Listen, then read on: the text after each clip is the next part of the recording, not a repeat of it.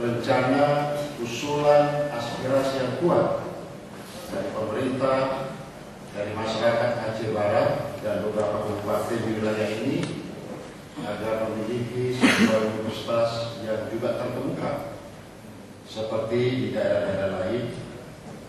Tentu saja dengan maksud agar universitas ini kelak bisa menjadi Center of Excellence Indonesia bagian Barat. Kehadiran sebuah perguruan tinggi negeri tentu sangat dibutuhkan oleh masyarakat. Karena dengan perubahan sebagai sebuah perguruan tinggi yang dikelola oleh masyarakat atau sering kita sebut sebagai PTS berubah menjadi PTN, tentu saja akan mengalami perubahan dan akan mengalami peningkatan yang lebih cepat dengan dukungan langsung dari pemerintah.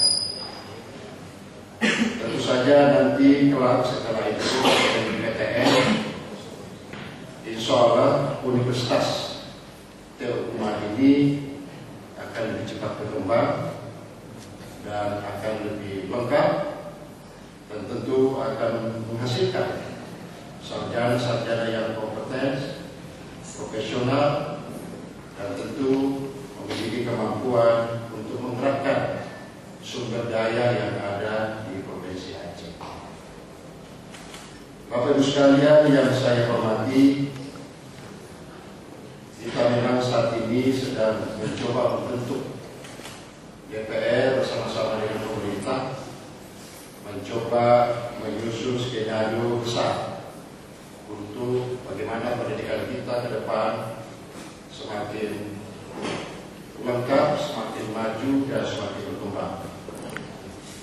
Pendidikan kita mulai dari PAUD, kemudian kita kembangkan menjadi wajar 9 tahun.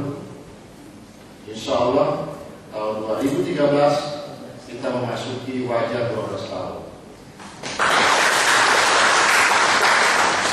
Dan insya Allah pada bulan-bulan ini kita akan mensahkan Undang-Undang Pendidikan Tinggi. Dalam Undang-Undang Pendidikan Tinggi ini, skenario pembangunan pendidikan tinggi kita diletakkan.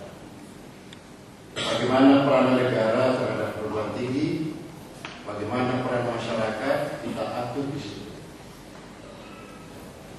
Mulai tahun depan, biaya seleksi masuk universitas, masuk perguruan tinggi itu ditiadakan. Undang-undang ini